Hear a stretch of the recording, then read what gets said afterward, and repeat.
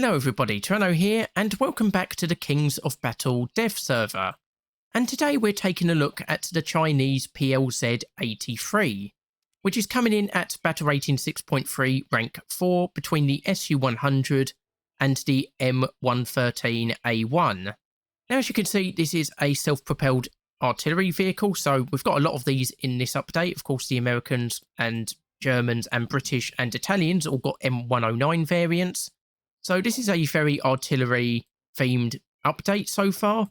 So for the PLZ-83, you can see it's got a 152mm PL66 cannon.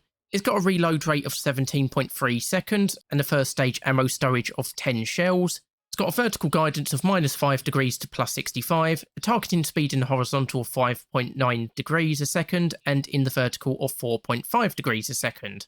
It's not the fastest aiming vehicle in the world, but, you know, it is an artillery vehicle. It's not exactly expected to respond very quickly in real life, especially if you're shooting at a target, you know, many kilometres away. As for the ammunition, you can fire HE shell stock with 46mm of penetration, or you can unlock a HE-VT shell also with 46mm penetration, but of course much easier to target the vulnerable roofs of enemy vehicles. And with a reload rate of 17.3 seconds, obviously you're going to be wanting to be careful with your shots, because if you miss your shot, you're going to have to wait quite a while before you can take another, and the enemy's going to have ample time to respond to you. As for the secondary armament, you've got a 12.7mm KJC-88A machine gun on the roof, so good for anti-air work and against soft skin vehicles. And the gunner optics are 3.7 to 5.5 times zoom, and you've got an FOV of 20 degrees to -13 degrees.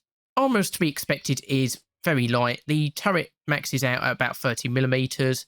There's a little bit of sloping, but it doesn't particularly help that much. And for the hull, it maxes out at about 10 to 15mm. Again, with sloping, you maybe get that up to about 30mm. It's not good for protecting against much more than small arms fire and maybe the odd autocannon shot.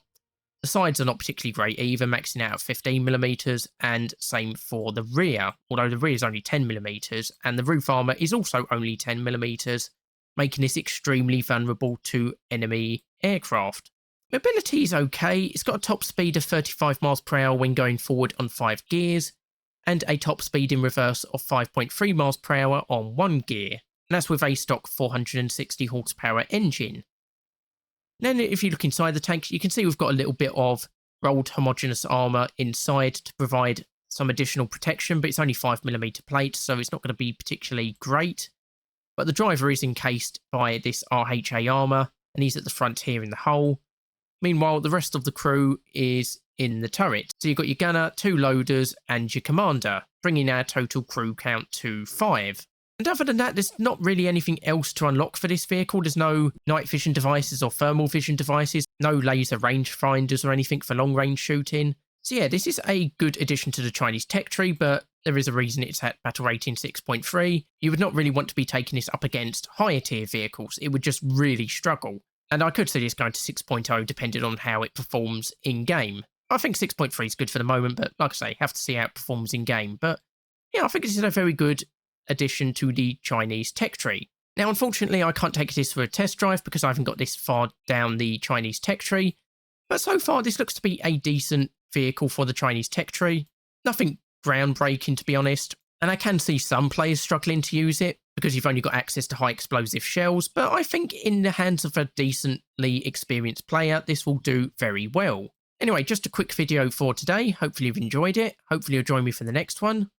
I've been Tyranno, and I'll see you next time.